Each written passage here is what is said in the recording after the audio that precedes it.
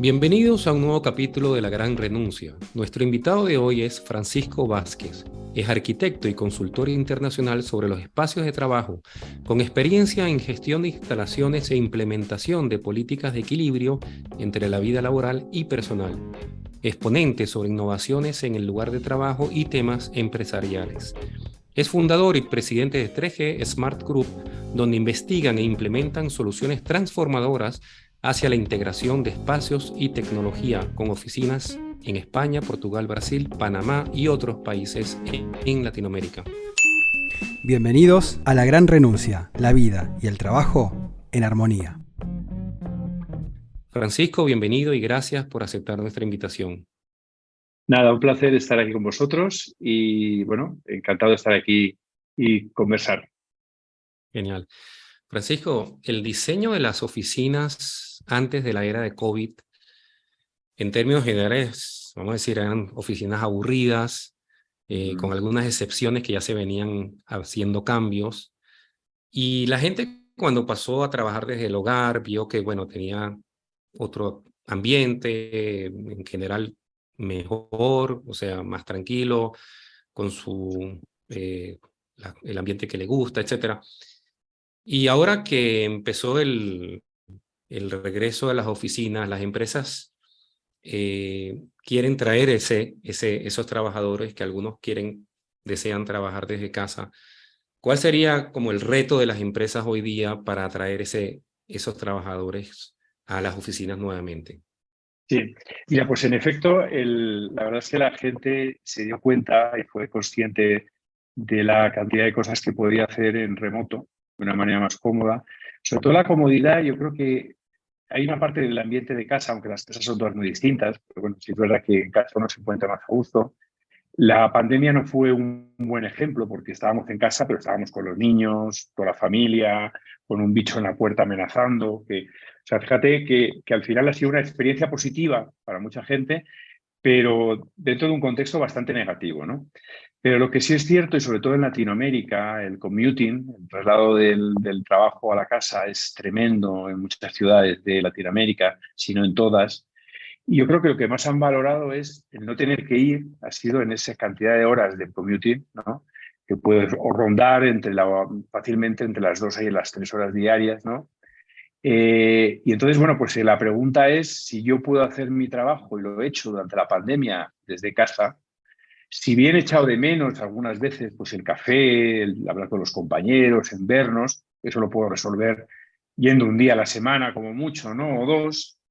¿Qué me tiene que dar la compañía? Porque las compañías, por otro lado, quieren que la gente vuelva, porque yo creo que es importante el hecho de que del presencialismo, con una combinación de trabajo remoto, pero también la presencialidad es importante para las organizaciones por todo lo que tiene el tema de la cultura empresarial, por todo lo que las innovaciones y las creatividades que se producen en el entorno físico, ¿no? Las dinámicas que se producen que son un poquito distintas.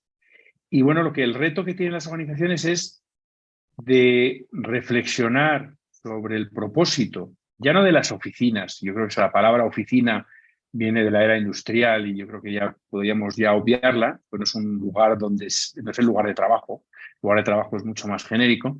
Pero bueno, el hub o el espacio corporativo, las organizaciones tienen que reflexionar sobre el para qué y el por qué, cuál es el propósito, ¿vale?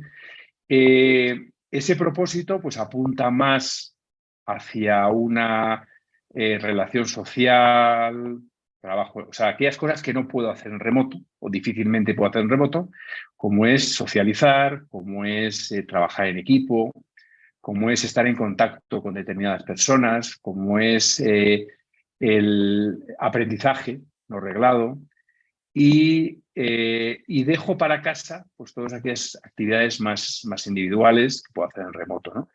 Y al final lo que estamos viendo es un mix entre ambas situaciones, y las organizaciones tienen que conseguir el reto, teniendo una resistencia muy grande por parte del trabajador de ir al espacio corporativo, partiendo de esa base. El reto es conseguir un equilibrio razonable, que la mayor parte de las organizaciones están yendo a un 50-50 aproximadamente, 2-3 días, 2-3 días, pero aún así es un reto que vayan 2 o 3 días, ¿no? Entonces, para eso la clave ya no es tanto esto que vemos algunas veces, pues la cerveza, la fiesta, vente que vamos a hacer una fiesta este día, que bueno, ayuda, la cerveza ayuda realmente, pero ayuda una vez o 2 veces, ¿no? Yo creo que hay que profundizar un poquito más a nivel de la organización, generar esa discusión, generar ese debate interno a nivel de comisión ejecutiva, comité de dirección, de para qué queremos el espacio corporativo, ¿no? Y probablemente las respuestas sean distintas dependiendo del país, dependiendo del perfil de trabajador que tengamos y dependiendo también de la cultura de la organización. Sí. Como dices, este cambio que hubo después de la pandemia, se aceleró mucho lo que es las distintas formas de trabajar, ¿no? O sea, se aceleró mucho en ese camino y se aceleró mucho también en la tecnología. ¿Cómo entra el diseño en ese triángulo? Vamos a decir que por un lado, nada, quiero flexibilidad, quiero trabajar desde cualquier parte de donde quiera quedarme, y tengo una tecnología cada vez más innovadora que puede solucionar muchos temas de la no presencialidad. ¿Cómo entra el diseño ahí en esa Sí, actividad? bueno, primero de todo, el trabajo como actividad y no como lugar. El trabajo como lugar viene de la era industrial, que el trabajo es donde está la máquina, ¿vale? Ya desde hace muchos años la máquina era móvil, con lo cual el trabajo ya era posible. La tecnología desde hace muchos años es posible, desde 2008, 2009, 2010, por ahí más o menos ya era factible todo lo que hemos hecho en la pandemia. El trabajo era una actividad, se podía hacer desde cualquier lado, la tecnología disponible te permitía hacerlo, pero eso no se producía por una cuestión de desconfianza, por una cuestión cultural, por una cuestión de barreras culturales que había en las organizaciones. Lo que hizo la pandemia es romper absolutamente esas barreras, probar que sí se puede, o sea, ya nadie le puede decir a una persona, no, es que no puedes porque hay un problema de seguridad en la conexión desde tu casa o cosas que te decían antes. Se ha producido, con lo cual eso ha sido el gran logro que ha tenido el experimento, este macroexperimento, un mal experimento de la pandemia y del teletrabajo desde el confinamiento. Dicho esto, la tecnología que hemos usado durante el confinamiento ha sido súper básica. O sea, llevaba años en las organizaciones, aunque mucha gente dentro de la organización decía, ostras, ¿puedo hablar con alguien por vídeo? ¿Vale? Y eso ya las tenían, ya habían comprado el Teams, ya habían comprado el compartir documentos en la nube, todo eso existía ya, ¿no? Pero bueno, ha pasado que fue una gran adopción tecnológica, ¿no? Realmente hemos ganado en que las personas le perdieron miedo a la tecnología y eso ha producido un gran avance para otras tecnologías que se vienen, ¿no? Que son las realmente más transgresoras, como tenemos aquí la inteligencia artificial o la realidad aumentada, que la tenemos ahí a la vuelta de la esquina, ¿no? Entonces, en ese sentido, pues aclarar un poquito esas cosas. ¿Cómo afecta al diseño, ¿no? Pues el diseño, lógicamente, afecta en que yo llevo 30 años diseñando espacios corporativos y la unidad de medida era el workstation. El debate era si el workstation era más grande, si era más pequeño, si era un despacho, si era cerrado, si era abierto. En los últimos años pues se ponía unos bench, que era como más moderno, ¿no? Y si está asignado, si no está asignado, pero todo el discurso está en torno al workstation, a la unidad de medida en base a la cual decidías cuántos metros cuadrados necesita tu organización, etc. Ahora, cuando se hacen estas reflexiones sobre el propósito, el workstation pierde protagonismo.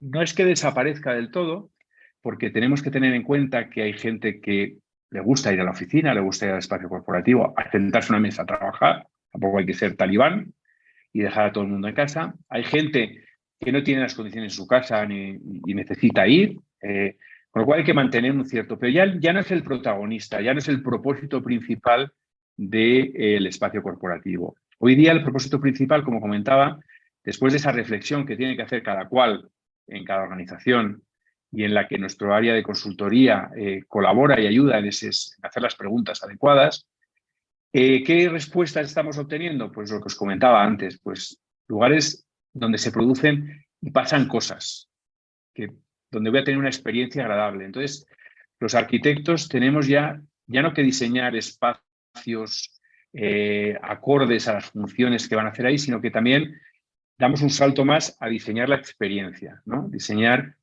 qué experiencia queremos que tenga el colaborador, el cliente, el que vaya a nuestro espacio corporativo, qué sensaciones, porque la experiencia existe, la diseñemos o no la diseñemos, tú cuando vas a cualquier lugar, sales de allí con una experiencia, ¿no? Entonces se trata de actuar sobre la experiencia en base a la cultura de la organización y en base a que conseguir los objetivos de ese propósito, que normalmente son pues, que la gente salga, tenga experiencias muy agradables en los espacios corporativos, que no solamente, como decía antes, es la cerveza, el futbolín, el jajaja o el jiji, sino experiencias de encontrarte con compañeros de los cuales puedes aprender, un evento en el que viene alguien de fuera a explicar un proyecto interesante. Entonces, bueno, ese es un poco el gran cambio del diseño, es cambio de la unidad de medida de workstations a otras cosas, ¿vale? Espacios bastante reconfigurables y espacios donde se producen eventos, o sea, donde realmente lo que vas es a cosas que pasan en la oficina o en el espacio corporativo. Todavía me sale lo de la oficina, y realmente trato siempre de ya obviar ese término, ¿no? Por cierto, estaba viendo el significado de oficina Sí, en el latín y viene de fábrica, de taller. claro. Que es interesante lo que dices, ¿no? De la revolución industrial, porque, bueno, todo se comenzó con una fábrica, un taller y después terminaron en escritorios y en espacios diferentes, pero el origen es eso, ¿no? Así es, así es. Y Francisco, si tuvieses que, vos hace 30 años que estás trabajando en diseño de espacios corporativos, si tuvieses que delimitar etapas por las que pasó el diseño de espacios de trabajo estos últimos 30 años, ¿cuáles serían esas etapas, esos procesos para vos? Sí, pues mira, la primera etapa con la que yo me encontré cuando empecé allá por los años 90 era una etapa de desorganización. O sea, realmente casi todas las compañías habían ido creando, poniendo espacios de trabajo, poniendo despachos, uno más grande le salía, otro le salía más pequeño. O sea, había pues una aparente desorganización, que no sé si a lo mejor tenía su valor entonces, ¿no? Y lo que se hizo durante todos estos años, los años 90, durante el primeros de los 2000, fue un tema de orden, ¿no? De las oficinas crecían mucho, los espacios de corporativos eran muy grandes expansiones en grandes países, era el boom de esos espacios de servicios, ¿no? Frente a los industriales.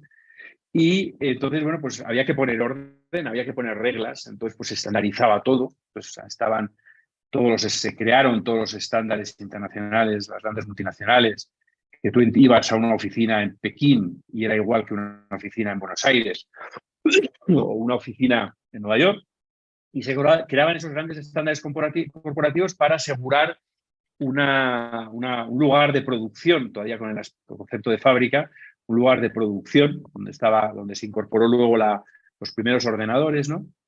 Y entonces esa estandarización, organización y estandarización. Luego hubo una temporada ya en los años 2000 en el que se empezó a hablar de que ahí habíamos llegado a los grandes open plan, que casi, si ves la imagen de una fábrica, al final es parecido, son máquinas en línea y todo es perfectamente ordenadas, todo perfectamente estructurado. Bueno, pues aparte de, llegó la era de la comunicación y aparte de hacer cosas en mi ordenador yo solo, pues tengo que relacionarme con los demás y tengo otras actividades. Entonces hace falta más espacios complementarios, ¿no? Entonces empezó a hablar del Activity-Based Design. El Activity-Based es que la persona ya empezaba a moverse ciertamente dentro de la sede corporativa e iba buscando el espacio más adecuado para realizar su actividad, ¿no? Entonces ahí se combinaron y lo que se hizo es, frente a los cubículos que existían antes, se hizo el Open Plan generalizado y aparecieron espacios adicionales para completar la oferta de los trabajadores. Después de eso, en los años, hacia el 12 o el 14, empezó a constatarse que ya empezaba gente a no ir a la oficina. O sea, ya había gente que teletrabajaba sin nadie saberlo, ¿no? O trabajaba de manera remota. Entonces ya se empezó para determinadas áreas, como era el de ventas, a hacer puestos no asignados, a poner para 20 personas pues 15 puestos, 10 puestos y de alguna manera así ir optimizando. Y luego en finales de los 2010 vino la época del movimiento Agile, ¿no? Del trabajo Agile, de todos los modelos de ágiles, donde ya no era la persona, el activity base, que es donde la persona se movía buscando el lugar más adecuado, sino que lo importante era el equipo, ¿vale? Entonces lo que se crean son células con una serie de diferentes puestos de trabajo que respondían a esas actividades Agile, de Scrum, de creación, en la que además no se discutía para nada que la presencialidad era más que necesaria, ¿no?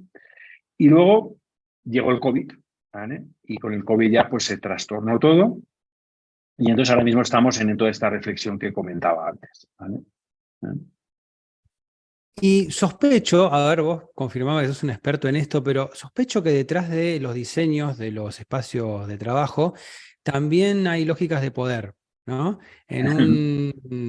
No sé, por ejemplo, en algún momento un espacio de trabajo era una recompensa, ¿viste? La ventana hacia afuera, o por ejemplo lo de contaduría que estaba en el subsuelo. Hay una obra de teatro en Argentina que se llama La Isla Desierta, el otro día que comentaba Robert, donde hay un grupo de contadores que están aislados de la realidad, metidos en un subsuelo con las ventanas cerradas, y la obra transcurre de cuando viene alguien de afuera a contarles cómo es la realidad. ¿Pasa esto? ¿Se maneja la lógica Sí, de poder? eso ¿Y qué era, pasa en esa transformación, ¿no? En esa transformación de sí, espacio, ¿se transforma esa lógica de poder? tienes razón, porque en esa época inicial que comentaba antes, había unas estructuras muy claras y muy verticales, ¿no? En las organizaciones, ¿no? Entonces esas estructuras verticales tenían un montón de puestos. Yo recuerdo un banco en España en el año 90 y tantos que tenía 16 niveles en la organización y esos 16 niveles se les correspondía a 16 niveles de espacio, ¿vale? Con lo cual se asociaba culturalmente que yo iba ascendiendo de nivel en la organización y eso iba reflejándose en el espacio. Y entonces yo pasaba de un espacio abierto a un espacio abierto un poquito más grande, a una mesa más grande, luego me ponía una silla un poquito más alta, luego pasaba a un despacho pequeñito, luego un despacho más grande, y era todo, era ligado a la retribución y era un sinónimo, digamos, de estatus dentro de la. Cuando las organizaciones empezaron a planar estructuras, fue cuando el espacio respondió a ello, ¿no? Y pues ya había, y en esa estandarización que os comentaba antes, también se trataba, claro, si tú estandarizas con 16 tipologías, es mucho más difícil de manejar que si estandarizas con 4, ¿no? Entonces ahí ya se hizo un ejercicio de, bueno, vale, estos son jefes, más jefes este, más jefes, menos jefe este, pero pueden usar un despacho similar, no tiene por qué ser uno más grande. No puede, además era a lo mejor 1 metro cuadrado más grande que el otro, o sea, que no hay una razón tampoco de peso, ¿no? Entonces, y eso complicaba mucho a esa estandarización y complicaba mucho a luego a jugar, porque al final luego las grandes plantas de Open Plan era como un Tetris, en el que ibas moviendo cajitas, ¿no? Entonces, cuanto las cajitas haya menos tipo de cajita, el Tetris es más fácil de manejar, ¿no? Entonces, eso es un poquito el juego, pero totalmente de acuerdo. Y en la transformación cultural que se ha producido por el aplanamiento de las estructuras, ha sido muy complejo. O sea, yo he tenido gente delante que yo no lo había decidido, que me ha dicho algo como, llevo 35 años en esta compañía para tener un despacho y ahora viene usted y me lo quita. Estaba claro. O sea, y todavía sigue, ¿eh? Y todavía hay Sí. sitios, lugares donde eso todavía está ahí, ¿no? Eso te quería consultar, Francisco, en Latinoamérica, ustedes que tienen experiencia tanto en Europa como en Latinoamérica, ¿cómo se ve este nuevo cambio? Porque el cambio en el diseño, como dices, tiene que ver con la cultura, que es también la relación laboral, como decías antes, la relación de confianza, o sea, ahora hay más confianza, pero ¿ves alguna diferencia o una resistencia más fuerte en Latinoamérica que en Europa? Sí, a ver, sí, es muy interesante porque cuando yo empecé a trabajar en Latinoamérica hace unos 2009, pues hace ya 14 años, empezamos a extendernos por todos los países.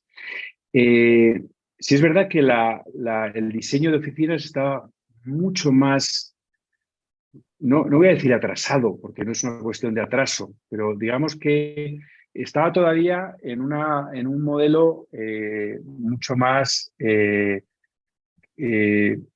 como en Europa hace 10 años. O sea, había una diferencia como de 10 años, ¿no? A lo mejor del modelo de trabajo, ¿no?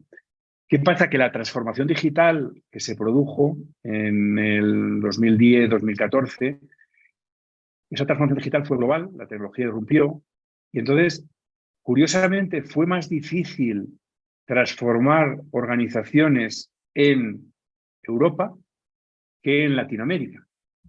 Pongo un ejemplo de un coche, ¿no? Si yo tengo un carro de hace 30 años, es más fácil que me vendan un coche con nuevas tecnologías.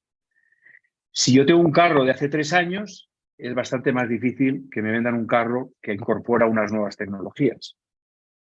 Entonces, el cambio, el acercamiento, la velocidad de cambio ha sido mucho más rápida en Latinoamérica que la que ha sido en Europa, porque tenían claro que había que cambiar, ¿no? Entonces, yo cuando entré en Latinoamérica hace 13 años, vamos a decir una diferencia de 15 años de tal, ahora mismo están prácticamente nivelados, incluso diría que hay proyectos mucho más innovadores en Latinoamérica, en algunos países y en algunas empresas, de cosas que estamos viendo en Europa.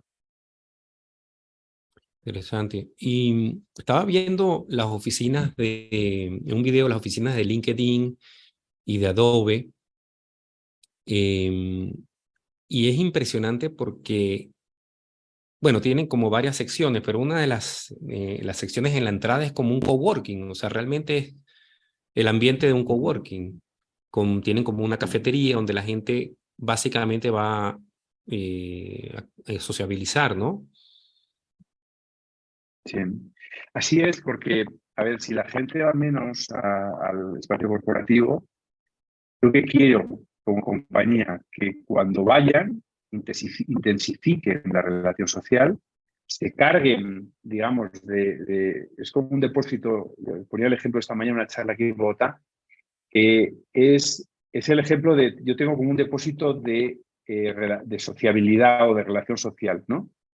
Que en remoto consumo, tiro de ese, o sea, yo puedo estar bien hablando contigo, Robert, porque te he conocido mejor en remoto, porque te conozco a nivel personal, tengo mejor relación a nivel digital. Pero estoy consumiendo mi depósito social, que tengo que ir a recargar a la oficina.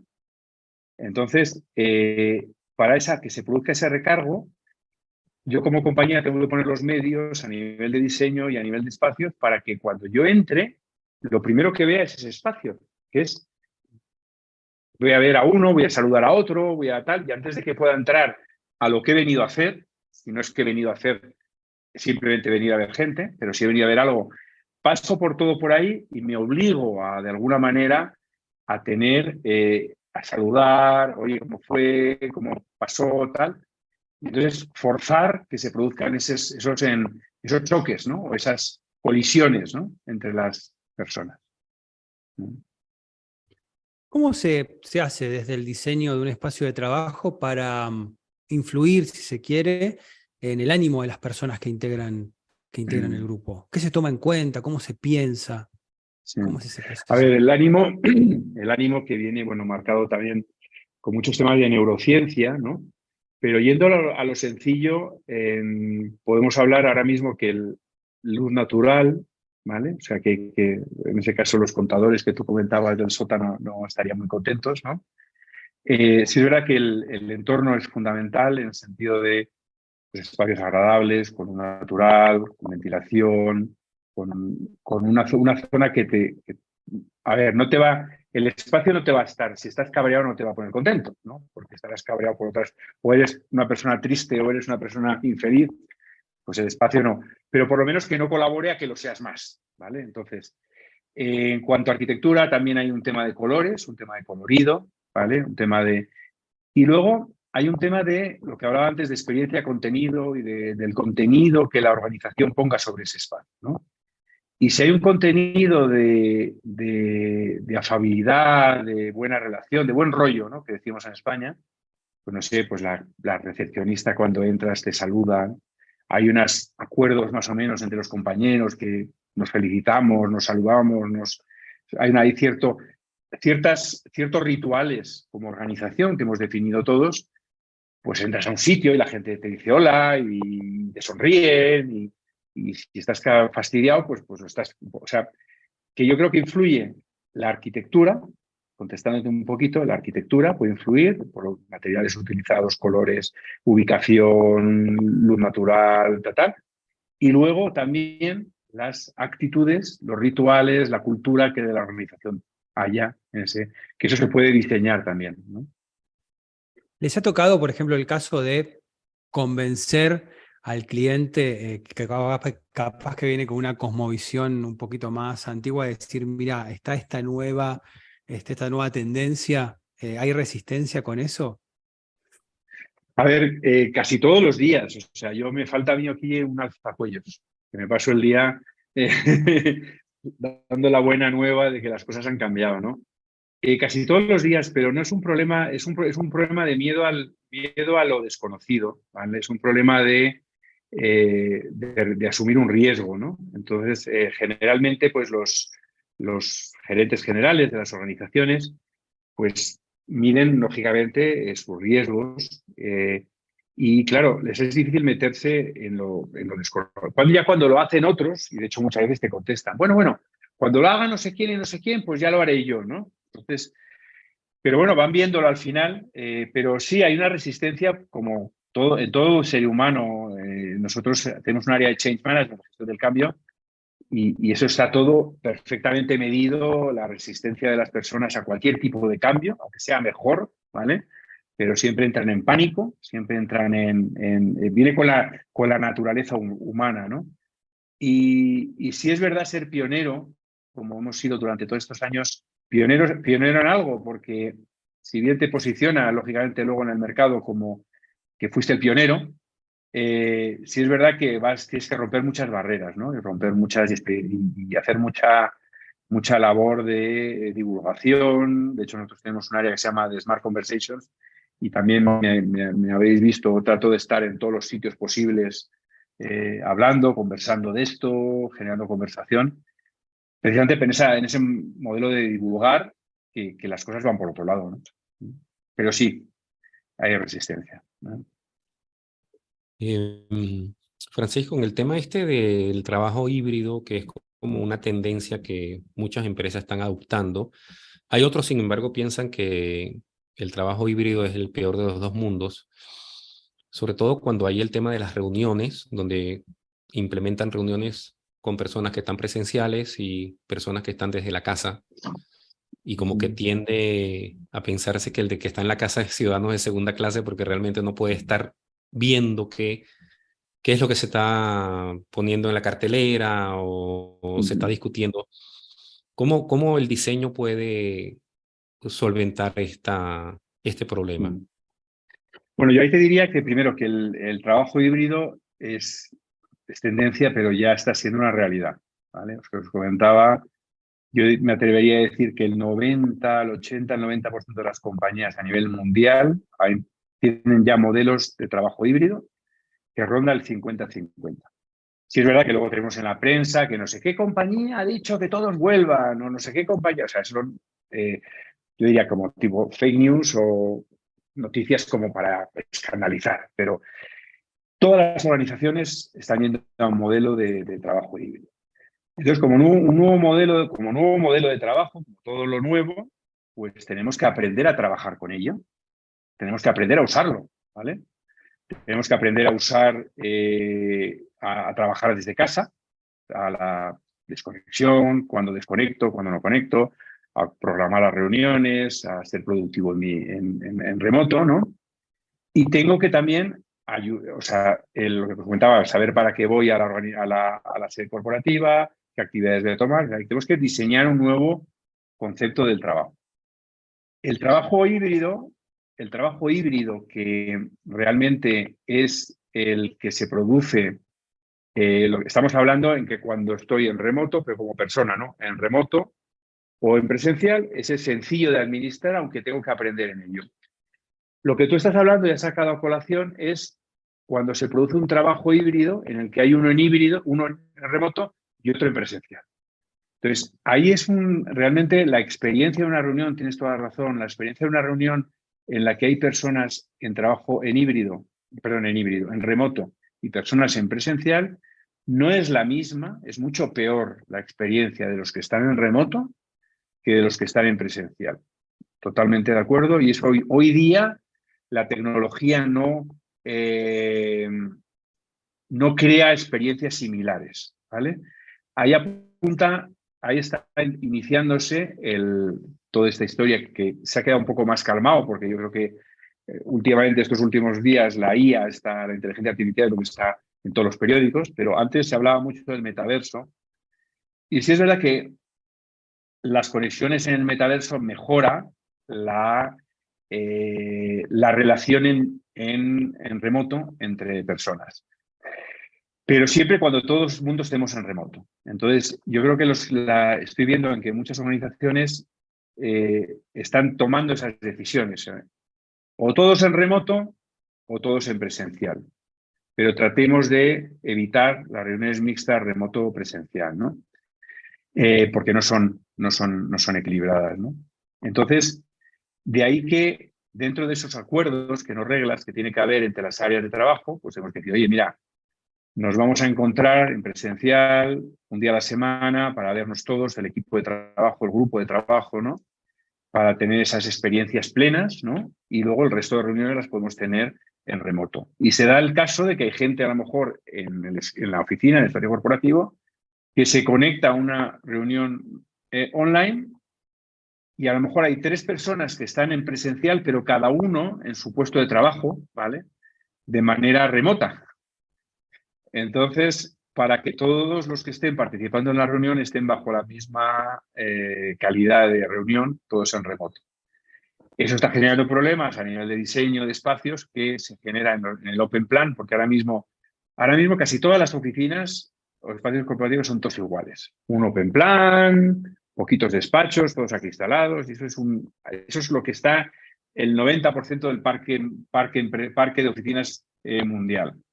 ¿Qué pasa? Que si yo en el Open Plan, en el espacio de trabajo, en el Open Plan, en mi mesa, donde antes no hablaba nadie y donde era todo, yo tenía uno enfrente, le mandaba un mail, ¿vale? Para no generar ruido en el Open Plan, para ser respetuoso con mis compañeros, pues ahora todo el mundo se conecta a Teams o a Zoom, ¿no?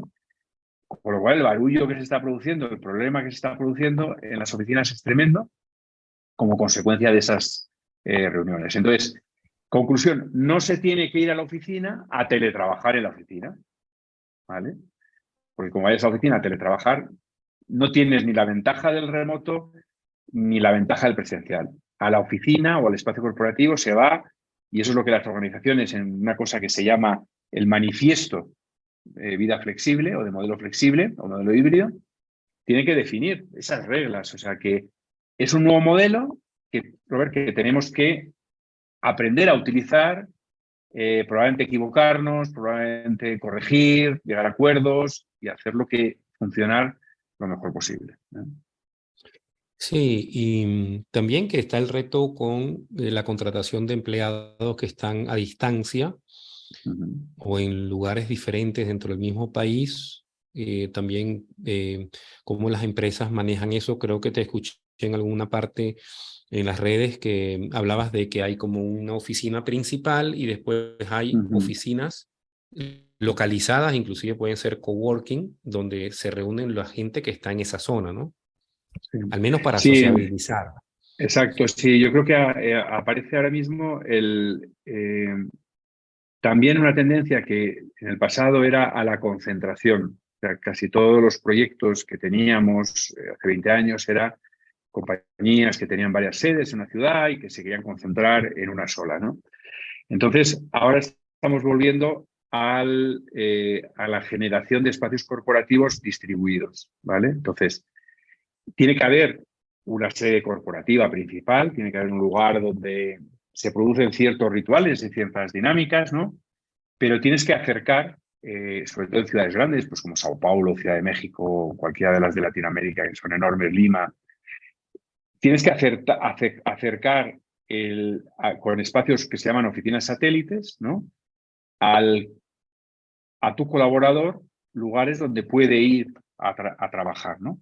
Eso lo estamos viendo, por ejemplo, en banca, que tiene una red de agencias muy grande, cómo están dando esa posibilidad a sus trabajadores de decir, oye, pues si tú vives y tienes que hacer una videoconferencia, tienes que reunirte con alguien, pues te vas a la sucursal que tengas más cerca de tu casa, donde tienes esos aspectos, ¿no?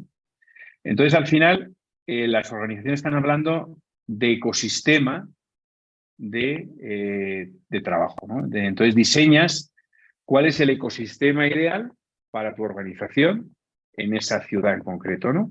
Entonces, pues mantienes probablemente la sede, o en el país, ¿no? Mantienes la sede corporativa principal, la que tengas ahora mismo, y generas otras nuevas. Hay una tecnológica, por ejemplo, en Colombia, que me decía esta mañana, no, nosotros en la sede central de Bogotá ya no vamos a crecer más, y lo que estamos haciendo es pequeños hubs corporativos en Barranquilla, en Cali, en Medellín, para atraer talento, y que si tengo talento en otros lugares, como tú comentabas hace un momento, pues no tengan que irse a vivir a Bogotá, porque la sede central está en Bogotá, sino que puedan realmente estar trabajando en remoto y acudir a un espacio corporativo más cercano, ¿no? Entonces, hay que pensar al final ese ecosistema que tiene cada organización, cuál es el idóneo para, con el objetivo principal, lógicamente, que es la lucha del talento, sobre todo en las áreas de tecnología, en las empresas de tecnología, no tanto en otros sectores, pues cuál es la lucha por el talento, ¿no? Y va un poco en ese sentido en facilitar espacios, facilitar lugares donde al mismo tiempo la organización consiga su propósito, ¿no? de transmitir esa cultura corporativa, y por otro lado el trabajador tenga ciertas facilidades, ¿no? Y dentro de lo que es este diseño open o abierto de las diferentes empresas, ¿existe la posibilidad de que se mantenga la identidad empresaria? Porque a veces parecen como muy homogéneos, ¿viste? Los diseños abiertos, como que de repente parece todo Google o Silicon Valley y parecen como muy iguales, lo mismo que algunos espacios de coworking. ¿Se puede mantener esa identidad empresaria aún dentro de un diseño abierto y moderno? Sí, totalmente. Nosotros hacemos muchas oficinas para Google, y curiosamente todas las oficinas de Google son distintas, dependiendo de la cultura del país y dependiendo del país. O sea, sí es verdad que conceptualmente tienen una serie de aspectos en común, pero a nivel de imagen, a nivel de decoración, a nivel de resultado final, son todas distintas, y de hecho además compiten entre ellas. O sea, de hecho además el año pasado nosotros nos dieron el premio a la mejor oficina de Google, que es de Puerto Madero precisamente, y, y realmente lo importante es que conceptualmente todas tengan el mismo propósito, ¿sabes? O sea, vuelvo un poco a lo de antes. Las que son todas iguales son las que tienen un esquema de open plan, indiscriminado, mesas en línea, de esas que hay tantísimas, ¿no? Y yo creo que esas son las que no se han pensado desde el punto de vista del propósito y de la cultura de cada organización y cada país, ¿no? Entonces, el reto está en hacer espacios que atraigan a las personas, que realmente tengan todos los aspectos que hemos comentado antes en cuanto a calidad del espacio, en cuanto a una serie de aspectos mínimos, ¿no? de salubridad, ¿no? y de confort, ¿no? Que aparte conceptualice, o sea, aparte refleje la corporación, y determinadas tipologías de personas que trabaja para esa organización y el talento que esa organización está buscando, que realmente se sientan identificados con el espacio, ¿no? Y que tengan buenas experiencias, ¿no? Al final, claro, es una ecuación bastante compleja. O sea, nosotros como arquitectos tienes que diseñar para lo que la corporación necesita, que además sea correcto a nivel de instalaciones, que además sea bonito y bello arquitectónicamente, que tenga un propósito. O sea, es un montón de cosas que no es fácil como arquitectos diseñar eso, ¿no? Codiseñar eso, porque al final involucramos mucho al cliente, ¿no? Pero claro, los resultados son distintos, ¿no? Son magníficos. Y yo pues en eso siempre he tratado de evitar la figura del arquitecto, creador, artista, ¿no? Yo creo que lo complejo, realmente lo retador es ser artista bajo todos esos condicionantes. O sea, hacer algo bello bajo todos esos condicionantes es realmente un reto. Y si no tienes condicionantes y empiezas a hacer, a idear y a hacer cosas que al cliente ni le sirven, como hacen. Yo soy muy crítico con mis colegas arquitectos, ¿vale? Eh, porque de alguna manera creo que han superpuesto una falsa, diría una falsa imagen de que la arquitectura es un arte, ¿vale? Y no digo que no sea un arte, pero no todos son artistas, ¿vale? Hay muy poquitos artistas de verdad en arquitectura. Y no hay nada más peligroso como el que se cree artista y no lo es, porque es el que hace las mayores meteduras de pata, ¿no? Entonces, bueno, en eso somos nosotros muy serios en cuanto a considerar todo esto que estamos hablando, ¿no? Que al final es importante y que se tiene que pensar antes de lanzar la primera línea, ¿no? Todos estos temas, ¿no? Sí, lo que tiene que ver con la funcionalidad también, ¿no? O sea, no solamente, También, digamos, la parte artística, sino la parte que realmente claro, esa persona que va a estar ahí, cuánto tiempo se va a sentar ahí, o sea, para qué sirve esa silla o ese escritorio o ese claro. espacio. Y estaba viendo también la tendencia, digamos, de las salas de reunión, que en realidad no son como esas mesas frías, vamos a decir, que se sentaban en esas sillas, sino algo como una sala más de, digamos, para compartir con sofá, con un ambiente más Sí, relajado, ¿no? claro. Yo creo que tiene que haber de todo. O sea, creo que el problema es que venimos de esa estructura de tipologías, donde una mesa de reunión se define con una mesa de 1,20 con 4 sillas, perfectamente tal, y que hacíamos 20 de esas, ¿no? Y yo creo que la riqueza ahora mismo está en la riqueza de que al final es volver casi a los orígenes de cuando yo empecé. O sea, que es que todas las salas de reuniones son todas distintas y tienen sus características. Y a mí me gusta más ir a la que me siento en el suelo, ¿vale? Y a otro le gustará más una formalidad de una mesa, como comentabas tú antes, y a otro le gustará unos sofás. Entonces, lo que hay que conseguir es, esto es como la carta de un restaurante, ¿no? Al final, cuando alguien se enfrenta, mi mujer es chef, entonces cuando alguien se enfrenta a hacer la carta de un restaurante, pues si pones un poquito de todo, pues tienes más facilidad de acertar y de que tu cliente, ¿no?, esté más a gusto, ¿no? Y si ves además que un espacio no es consumido, un plato no es consumido, yo qué sé, el bacalao, no lo pide nadie, pues quitas el bacalao. Si la sala de reuniones clásica o una que me he inventado en el suelo, nadie se mete ahí, pues mañana le pongo un sofá, ¿no? Entonces, hay que entender también que el espacio corporativo dejó de ser un elemento estático, ¿no?, dentro de este mundo tan cambiante, y que tenemos que estar continuamente revisando. Es imposible acertar a la primera y que, bueno, aciertas más, vuelvo al símil de la carta al restaurante, aciertas más con una carta extensa sobre la que luego puedes ir corrigiendo, ¿no? Matizando, ¿no? Pero que las personas de alguna manera encuentren esos lugares que realmente les genera una experiencia agradable, ¿no? Ahora, con el reto que tienen las empresas de traer empleados presencial, el concepto de la oficina esta, el edificio enorme en pleno centro, eh, también está cambiando porque he visto que también hay empresas como que están en la ciudad, pero se van a unas zonas más tranquilas, quizás una casa X, no tiene que ser un gran edificio. Creo que las nuevas generaciones, por decirlo, están más atraídos a ese tipo de experiencia que no necesariamente una oficina que sea como representativa, que dé como mucho, digamos, Sí, fama, ¿no? De que estoy en sí. tremendo edificio con ascensores, no sé qué, ¿no? Los jóvenes buscan otra cosa también.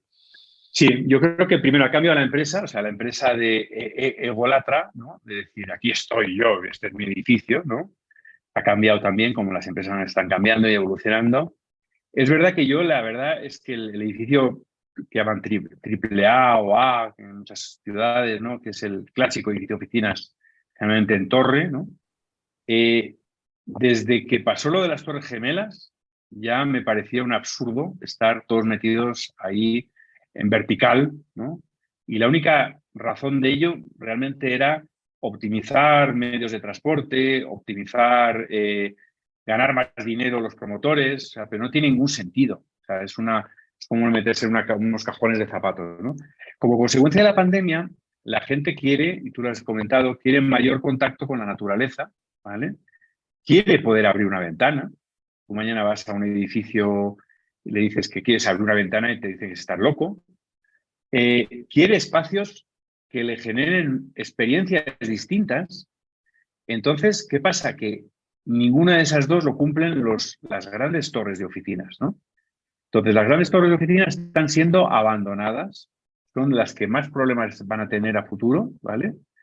¿Por qué? Porque la gente no quiere ir ahí. No me produce nada especial meterme como uno más en unos ascensores como borregos a las 9 de la mañana, donde trabajan 3.000 personas de 40 empresas, a meterme en un espacio que no me está aportando nada, por mucha labor que tratemos de hacer en la parte de interiorismo dentro de la oficina, ¿no?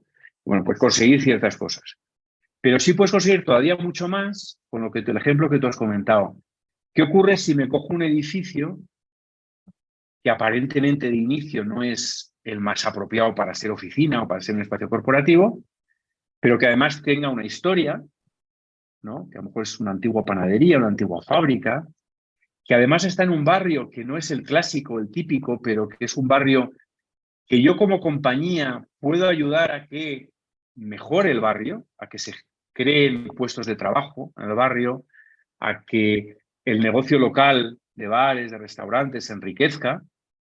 Entonces, al final, estás haciendo lo mismo, que es crear y pagar por un espacio de trabajo, una sede corporativa, pero lo haces con más impacto. Y ahora que hablamos tanto del ESG, del Environmental, Social and Governance, estás empezando a tocar el social, ¿no? O sea, de qué manera una gran organización o pequeña puede afectar a un barrio de una ciudad, a una localización, puede además resignificar edificios que han perdido su uso, edificios existentes que que están deteriorados y que necesitan de esa rehabilitación. Y entonces me parece un camino mucho más de nuestro tiempo y mucho más bonito, ¿no? Y mucho más impactante, ¿no?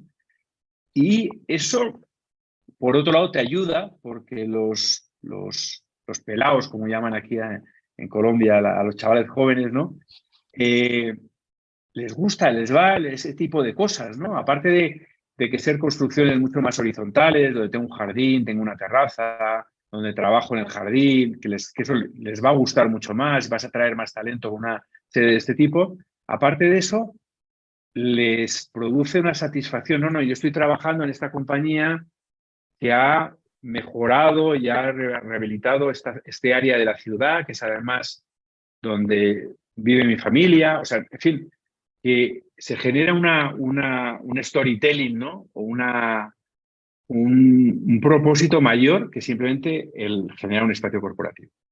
Sí, A mí me apasiona esa manera de intervenir, me parece que es lo que tenemos que hacer a partir de ahora, ¿no? Sí, es bien interesante esa tendencia. ¿Y crees que, digamos, a nivel del metraje de oficinas, a nivel del real estate en las grandes ciudades, sí hay un efecto o se está afectando o todavía no hay un efecto considerable de este cambio de trabajo? Sí, ya lo ha habido. Todavía está estabilizándose. Todavía no se han tomado las decisiones en muchas organizaciones de qué hacer realmente, porque hay ciertas incertidumbres, pues porque todavía no se ha revisado pues, cuál es el propósito, qué voy a hacer, qué no voy a hacer. Y yo creo que hay una tendencia clarísima y ya con números reales de que en torno al 30% ha habido un 30% de reducción. Los más dañados han sido los centros empresariales fuera de las ciudades. Esos han sido los parques empresariales estos que hay alrededor de las ciudades. Esos han sido los más dañados, con una caída de ocupación muy grande. En los centros de las ciudades menos por decir nada, porque al final encaja con el propósito de la experiencia. O sea, yo si coloco mi sede corporativa en una zona central de la ciudad donde ya hay unos servicios, donde ya hay una actividad, donde ya es agradable ir, ¿no? Porque hay restaurantes, porque hay comercio, pues tengo ya mucho ganado de todo lo que estamos hablando, ¿no? Entonces, bueno, pues si además necesito menos metros cuadrados y antes me fui de la ciudad porque necesitaba muchos metros cuadrados y resulta que no podía pagar los precios del centro de la ciudad, pues ahora sí que me puedo permitir volver haciendo menos metros cuadrados, ¿no? Entonces, sí, una reducción clarísima de los metros cuadrados, un problema grande para esos edificios de oficinas que han quedado obsoletos y que tienen grandes problemas tienen que conseguir generar estamos con varios proyectos en parques empresariales, que lo que hay que conseguir es generar que aquello tenga vida propia, que no sea una cosa que a las 7 de la tarde se cierra, ¿no?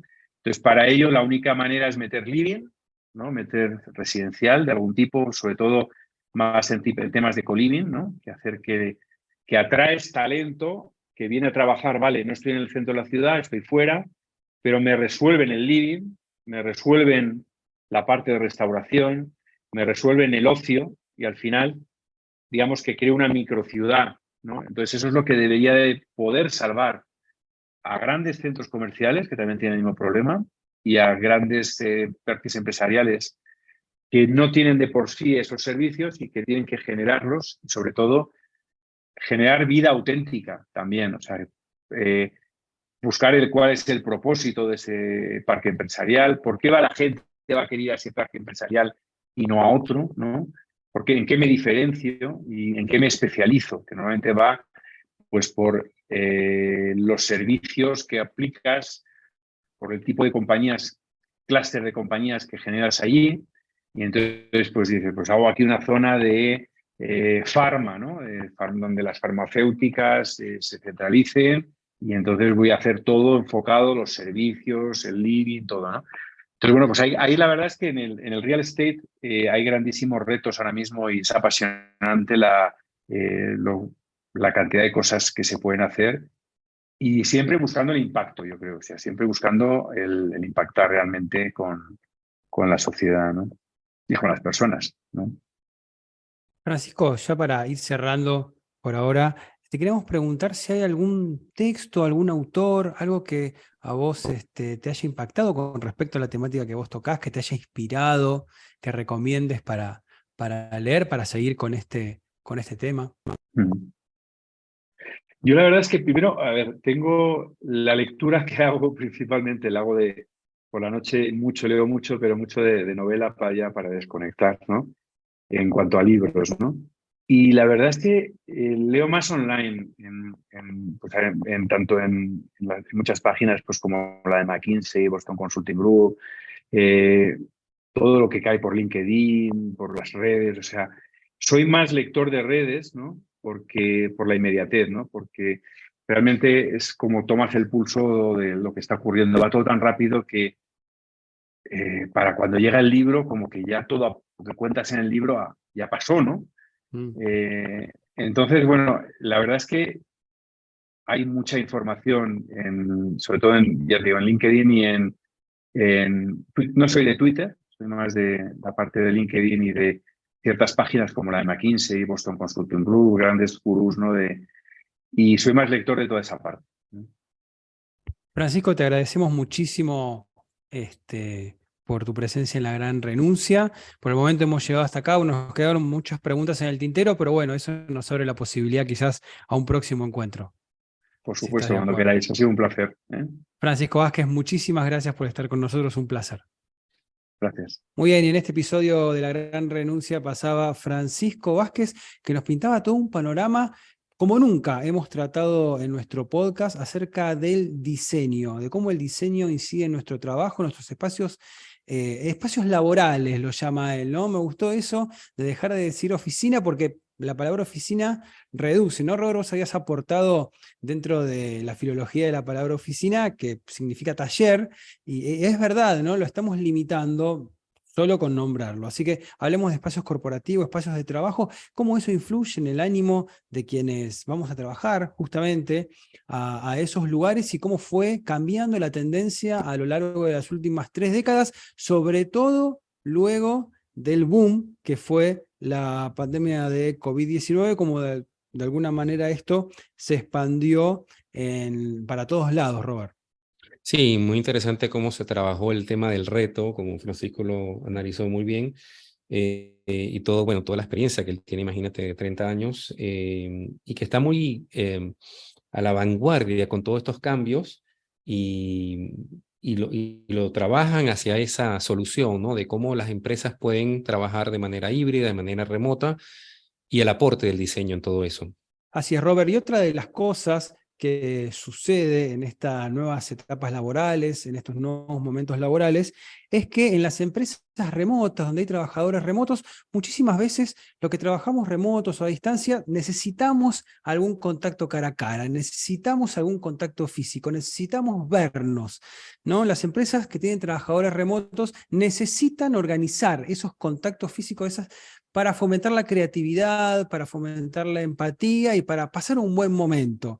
Para esto, Workation Planet te ofrece los mejores planes, los mejores programas acá en la República Argentina. Workation Planet te ofrece los lugares donde podés venir con tu equipo de trabajo para realizar procesos creativos, para realizar procesos humanos, para así decirlo, reuniones presenciales, para co-crear, para establecer diferentes actividades, ¿no? Para compartir. Métete, te invitamos a que ingreses a workationplanet.co. Workationplanet.co es la agencia de organización de retiros para empresas de trabajadores remotos acá en la República Argentina. Te repito la dirección: workationplanet.co. Lo podés contactar a través de todas las redes sociales. Están en LinkedIn, en Twitter, en YouTube, en Facebook y en Instagram. Ahora sí, esto ha sido La Gran Renuncia. Muchísimas gracias y nos encontramos en el episodio que viene. Escuchaste La Gran Renuncia, un podcast producido por Roberto Schlesinger y Cristian Curto. Si te gustó, hace clic en el botón seguir y nos vemos en el próximo episodio.